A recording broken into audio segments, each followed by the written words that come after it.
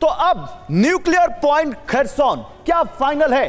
अब इसकी बात करेंगे क्योंकि बार बार रूस और यूक्रेन युद्ध में कभी भी न्यूक्लियर अटैक हो सकता है, यह कयास लगाए जा रहे हैं। लेकिन सवाल है कब होगा? क्या रूस हार रहा है? अब होगा क्या? 239 दिन से चल रही यूक्रेन के साथ जंग को रूस अब हार रहा है? चलिए जरा अपर स्टूडियो चलते हैं और इस पर बात करते हैं। क्या कब्जा किए गए यूक्रेनी इलाकों से पुतिन का कंट्रोल अब खत्म हो रहा है? क्योंकि सवाल यह है कि इस वॉर को जहां कुछ हफ्तों या कुछ दिनों में खत्म होने के कयास लगाए जा रहे थे, तमाम लोग टीवी पर बैठ के इसकी भविष्यवाणी कर रहे थे कि यह वॉर यूक्रेन कहीं ठहरेगा नहीं। इस वॉर में, उस वॉर में देखिए यूक्रेन ने कैसे छक्के छुड़ा दिए हैं रूस के, और कैसे लगभग 8 महीने हो चुके हैं इस वॉर के और यह वॉर अभी तक चल रही है।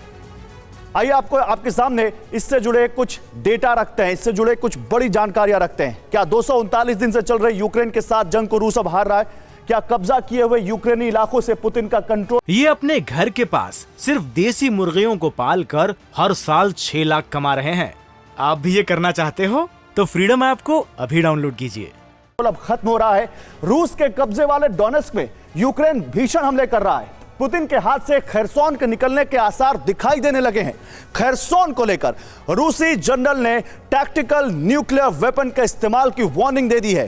Tactical nuclear weapon, NATO Ukraine को हथियारों के साथ साथ रसद पहुंचाने में जुट गया है। शायद पश्चिमी देश खुद चाहते हैं कि यह युद्ध लंबा खींचे, लेकिन क्या पुतिन ऐसा चाहते हैं? रूस के साथ ईरान खुलकर मैदान में है। ईरान को यूक्रेन अपने हथियारों की बिक्री का नया मैदान दिख रहा है। ईरानी ड्रोन से यूक्रेनी ठिकानों को रूस निशाना बना रहा है। और तुर्की, एक और एंगल है इसमें, एक और प्लेयर है तुर्की। इसको आप बिल्कुल नजरअंदाज नहीं कर सकते, क्योंकि तुर्की शांति दूत बनने का दिखावा करके रूस से गैस पर फायदा पाने की जुगत में है। तो ऐसे में नया वॉर सीन कैसा बनता दिख रहा है, अब इसकी बात करते हैं। आखिर नेटो यूक्रेन में तेजी से रसद पहुंचाने में क्यों जुट गया है? यह सवाल आप समझिए। क्या रूस से अमेरिका की कोल्ड वॉर शुरू हो चुकी है?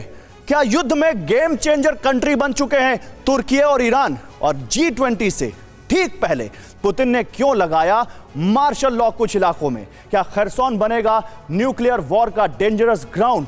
यह सवाल इसलिए क्योंकि अब युद्ध का टर्निंग पॉइंट खरसोन बन सकता है, और खरसोन में आने वाले दिनों में कुछ ऐसा हो सकता है जो दुनिया में न्यूक्लियर वॉर का कारण बन जाए। तो खरसोन क्या अब यहां पर एपिसेंटर बनने जा रहा है इस यूक्रेन और रूस के बीच चल रही वॉर का? खरसोन वो इलाका है जहां से क्रीमिया को साफ पानी की सप्लाई होती है। खरसोन वो इलाका है जिसको रूस ने काट दिया है यूक्रेन से। खरसोन वो इलाका है जिसको पाने के लिए यूक्रेन जी जान से लगा हुआ है। और अगर वो यूक्रेन वापस पा जाता है तो क्या ये वॉर न्यूक्लियर वॉर में तब्दील हो जाएगी? आइए आपको इससे जुड़ी कुछ और बातें बताते हैं। रूस यूक्रेन युद्ध सबसे डेंजरस मोड पर आ चुका है। बिग वॉल पर आपको दिखाते हैं कहां है खरसोन और कैसे यहां पर इस मैप के जरिए आप इस पूरे पॉइंट को समझ सकते हैं। ये देखिए, ये है माइकोलिव, ये है खरसोन जिसको आप देख रहे हैं। वो रूस का बॉर्डर जो यहां पर खरसोन को आप देखिए, क्रीमिया की तरफ जब जाएंगे तो खरसोन आपको यहां दिखाई देगा।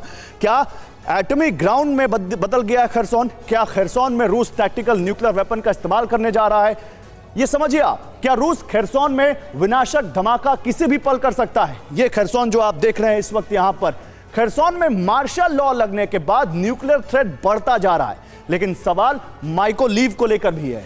क्या रूस नहीं, पहले यूक्रेन ही एटम बम का इस्तेमाल कर देगा? सही सुन रहे हैं आप, मैं बिल्कुल सही बोल रहा हूं। क्या रूस नहीं, यूक्रेन ही एटमी बम का इस्तेमाल कर देगा माइकोलेव में? ये अपने घर के पास सिर्फ देसी मुर्गियों को पाल कर हर साल 6 लाख कमा रहे हैं। आप भी ये करना चाहते हो तो फ्रीडम ऐप को अभी डाउनलोड कीजिए।